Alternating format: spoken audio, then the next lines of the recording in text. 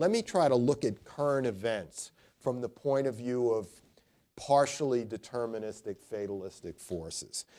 Look at Tunisia, where the Arab Spring started. Tunisia is the closest point in the Arab world to Europe. You can take a slow car ferry from Tunis to Trapani in western Sicily, and it'll take only 7 hours. You can fly in 30 minutes. If you read Tunisian history, you find throughout the medieval and early modern age, it had as much to do with Italy and Sicily that it had to do with any other place in North Africa.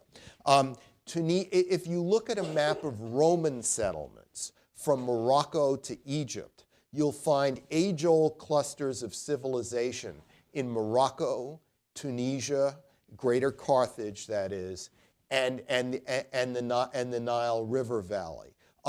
Algeria and Libya were basically vague geographical expressions that weren't invented as modern states until relatively recently. The road system of Tunisia was laid by the Romans. If you drive through Tunisia, chances are the road you're on was a road in Roman times because it was so close to Europe.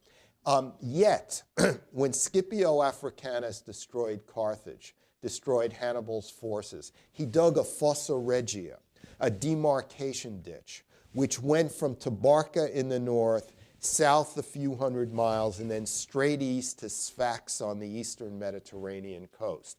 And for 2,000 years, every place within that ditch, between the ditch and the Mediterranean, was highly developed. And every place on the other side of the ditch was left to relatively low-level underdevelopment. All right, voila. You had the Arab Spring start in the part of the Arab world that was closest to Europe, but outside the demarcation ditch. In a town, Sidi Bouzid, which always had high levels of unemployment, high levels of underdevelopment. These things did not cause the Arab Spring, but they were underlying background noises and factors that help explain it better. Libya.